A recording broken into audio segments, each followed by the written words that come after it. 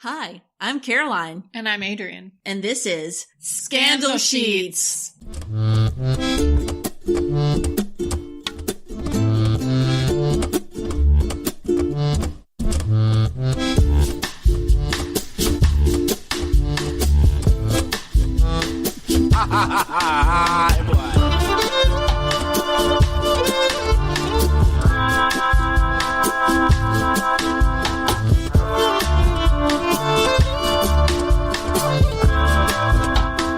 Hello and welcome to Scandal Sheets, the podcast that explores the lives of scandalous people and or the potentially scandalous buildings associated with them.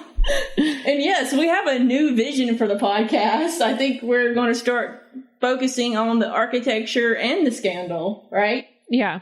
Oh, and I'm Caroline, by the way. Right. I didn't know where you were going with any of this because no one knows who you are yet. I'm Caroline, and that is... Yes, I'm Adrienne. That's Adrienne. Yep.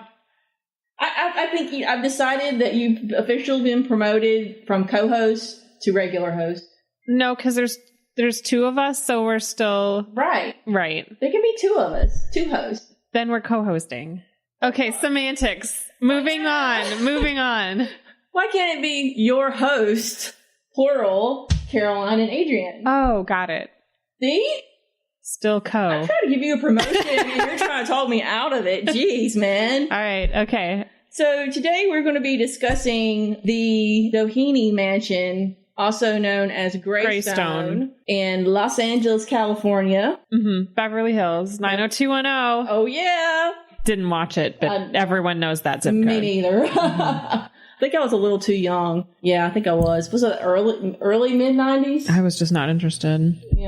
Yeah, I don't remember being very interested either. But I was a massive tomboy, so I would have cared less about soaps. Yeah. So the Greystone Mansion is now owned by the city of Beverly Hills, and you can visit the park. You can. The grounds, right? The grounds. Yep. And the gardens. And now, on occasion, the house is open to the public. It is. So if you have an interest after this, run to their website and see when they are open to the public for the house, that is.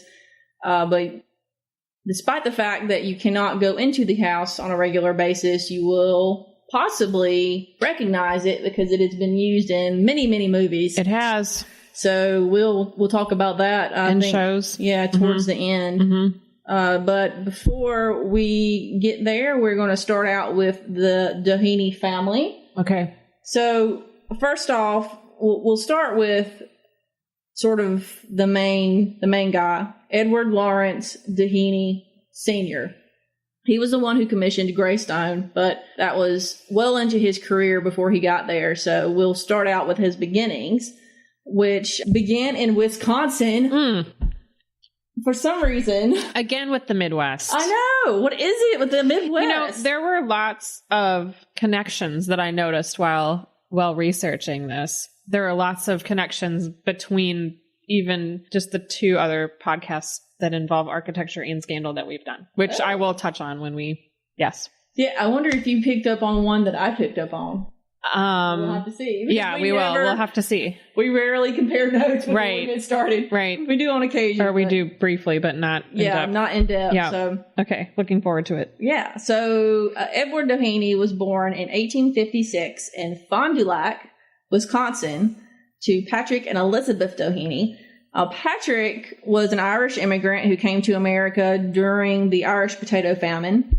And then Elizabeth was actually from Newfoundland. So Canadian. Yeah. Okay. And she was a school teacher, so she would have been, I think, somewhat educated. Although I say somewhat because I know that my great-grandmother started teaching school when she graduated 8th grade. So, wow, that's pretty early. Huh? Yeah, that's what that being in the rural parts, you know. Right, and there wasn't formal training, I'm sure, in education. You would just teach basics that you knew. Yeah. So, as I said, Elizabeth was a school teacher. Patrick was kind of a jack of all trades, so to speak. So he did everything from whaling to being a construction laborer. Now, Edward was sent to school. He graduated high school when he was 15. That's pretty advanced. Yeah, I mean, you're thinking he was a really smart guy, or he just reached the end of whatever schooling they offered. Now, his father, Patrick, died a few months later. So Edward joined the U.S. Geological Survey and moved to Kansas to help survey and subdivide the Kiowa Comanche lands. Oh. Yeah, not cool. What year would that have been? That was in 1873.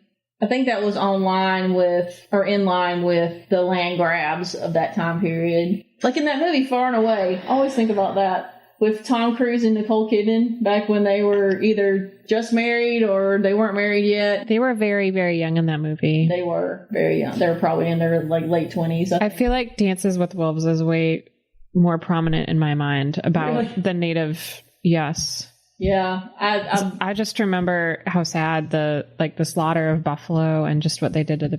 anyway, that's a whole other conversation, isn't it? Man, we're like Debbie Downers tonight. Wah, wah. Yeah. Sorry. So Edward worked for the Geological Survey for roughly a year before doing what a lot of men did in that time period, which was move to South Dakota to prospect for gold. Really? Yep. Gold in South Dakota. Right. It was the Black Hills of South Dakota that were really... Yeah, I've been there. I just didn't remember there being gold there. Yeah, I didn't. There's not anymore. Okay. They took it all. Okay. He would later end up prospecting for silver in Arizona and New Mexico. Uh-huh. Now, along the way, he met Charles Canfield, who would later become his business partner.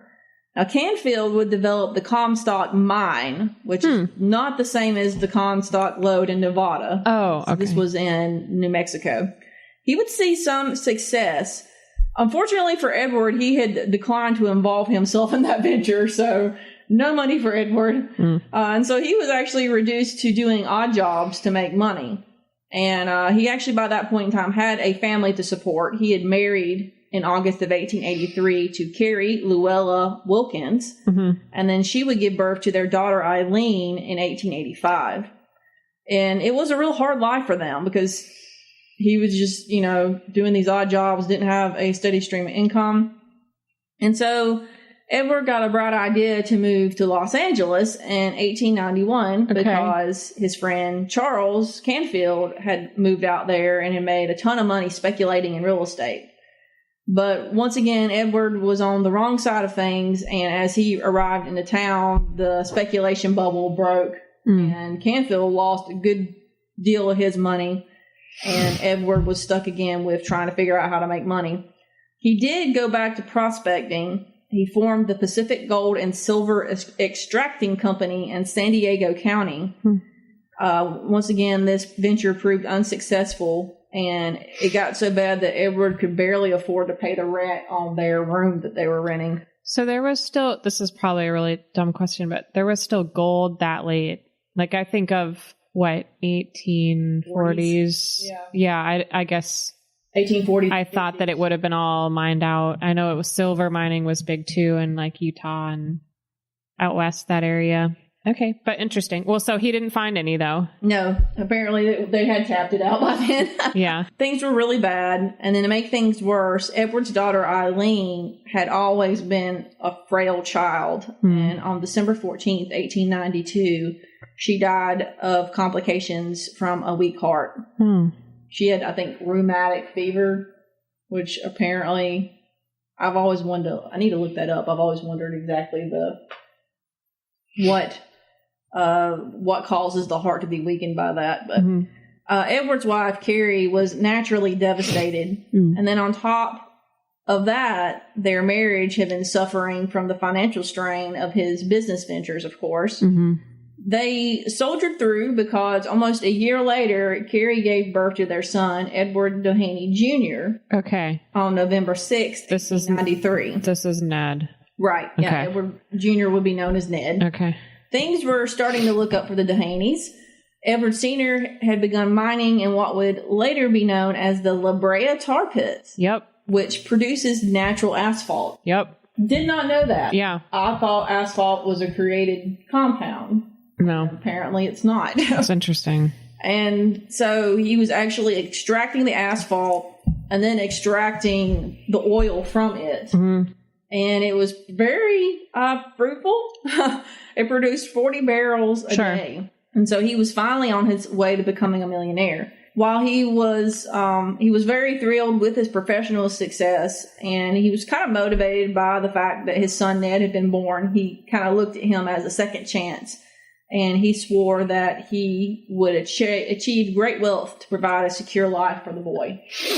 And he definitely made good on that promise. Mm-hmm. He would go on to pioneer oil drilling in Mexico, forming the Pan American Petroleum and Transport Company. Wow.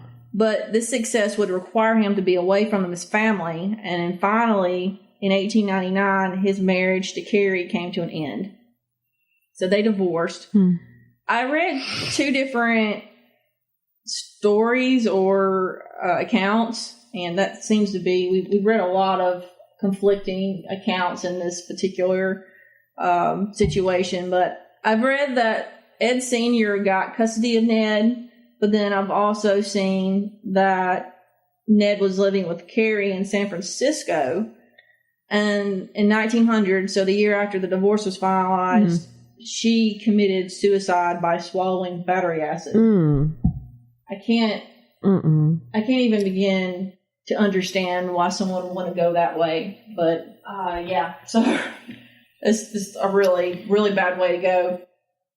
Now, so he already had custody of the boy when she committed suicide? Yeah, I read that he had custody, and the whole breakdown was what kind of caused her to commit suicide. But then I also read that she committed suicide, and so Ned went to go live with his father. And that kind of makes sense, because if he was traveling a lot, I don't know, maybe they had sort of a joint custody situation going on in that time period. He might have had official custody, and then Ned lived with Carrie. I don't know. But we do know that Ed Sr. remarried pretty quickly. He'd fallen in love with a telephone operator also named Carrie. I read that, and they just spoke on the phone. They didn't know each other. Like, they had never seen each other. They just met on the phone. Yeah, fell in love with a telephone operator, which is kind of cute, actually. Yeah, but her middle name was Estelle, so she ended up going by Estelle. Oh, yeah. So she was 19 years younger than him.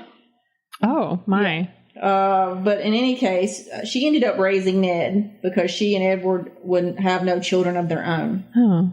Now, the Dohenys, of course, were very Irish, and so they were also very Catholic. And Ned attended Catholic school and would initially spend a year at Stanford before moving to and graduating from USC, University of Southern California. Yes, we all know.